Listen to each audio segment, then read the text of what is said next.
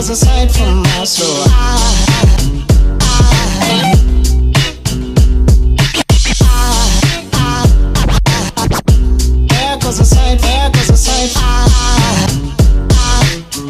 Nandito na tayo sa Casas Filipinas de Acuzar. Mag-check-in muna tayo. So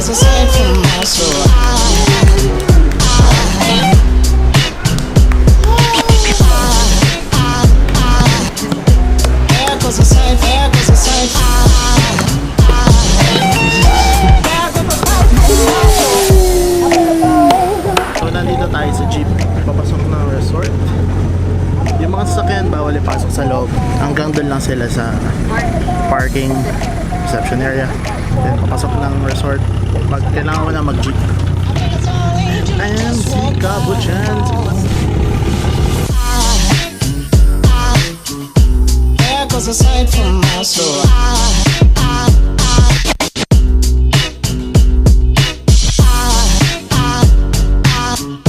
There goes a sight, there goes a sight.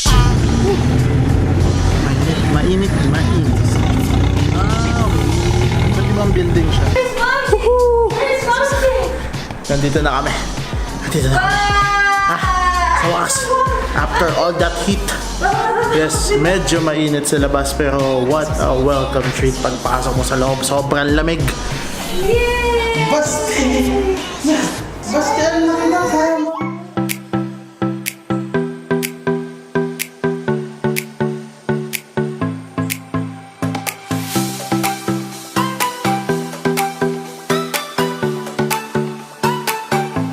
Malaki talaga yung room. It's mukha talaga siya luma. And ito yung banyo. Banyo. Wala silang bidet doon. Meron silang ganito. Panghugas ng Basta pag nagpumpong ka, dito ka maghugas, oh. This part of the room is the balcony. Veranda. Ano? Veranda. Veranda. Femela veranda. Okay. And pagbukas mo, sobrang init. Ang init. But yeah, ang ganda niya. It's a view of the West Philippine Sea. Alright. Nice. Not bad. Kaso kahoy, nakatakot. Katakot sa mandal. All set na kami. Mag-relax muna kami for a while. Then 4:30 my Carabao race. Carabao race! Kabuchan!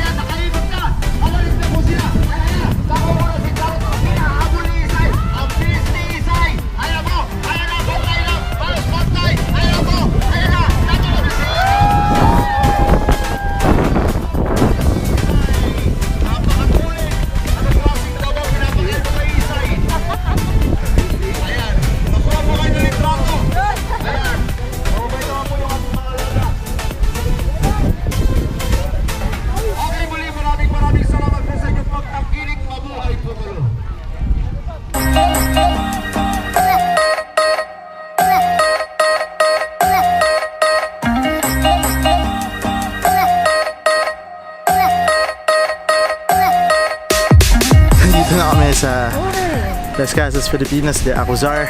Sobrang haba ng pangalan, so I'll just call it Las Casas. And we're just strolling around, enjoying the afternoon breeze. And my jeep.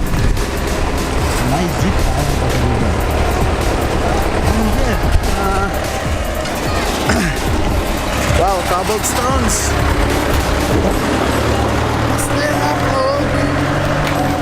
Off-road, basta.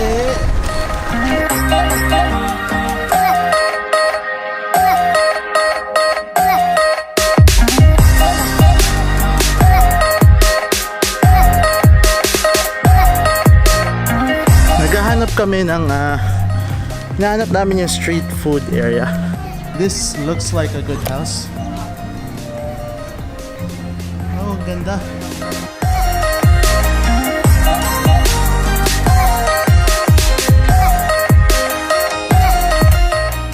So, hinahanap pa din namin yung street food area. Uy! Ayun yung pool, babe. I know. Ayun yung pool. So, nandun yung street food. Ibang-iba yung place pag hapon, pag golden hour. Mas malamig, mas masarap mag-ikot. But wow, look at that. Wow, ang ganda ng church. Cellphone na lang. Ay, Sige po lang. Wow, what the view. So, wakas nakita na namin yung street food area. Ayun na si... Ayun si ano ba? Meeting ng... Ay, natutulog!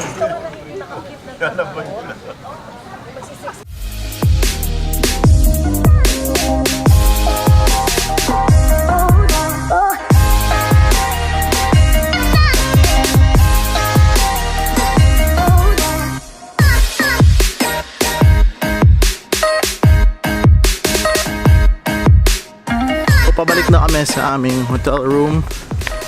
That's it for the day. Sobrang na-enjoy ko yung stay namin dito. And medyo nabitin din ako kasi kanina ka pa all I can say. Hindi mo naman nasabi. all I can say, kunti lang yun naman. Hindi. Medyo, masabi ko parang nabitin ako sa pagkuha ng shots kasi syempre nagkukumuha ako ng shots, nagdo-drone, nagbe-video, nagpe-picture. And nakakabitin siya kasi yung window mo, yung golden hour from 5 p.m. to 6 p.m. Sobrang ganda ng mga colors dito sa Las Casas. And wow, lalo na ngayon, gabi. Wow. Yes, hello.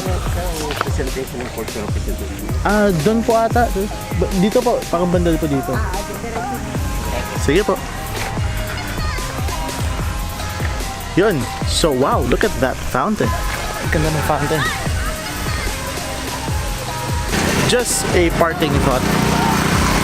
This theme park, they call this heritage resort. It's really one of a kind kasi what we have here is not just a collection of houses. It's a collection of memories. Each and every one of these houses were once homes to Filipino families. And each of these homes have memories of their own, have stories of their own. It's a good thing na nape-preserve yung mga bahay dito. And hindi lang yung mga bahay ang nape-preserve. Pati na din yung mga memories, pati yung mga stories na naka-embed sa mga bahay na to. That's it. That's basically it. That's my vlog for the day. And see you on the next one. Iniwan na ako nila, Annabelle. Babe! Wait only!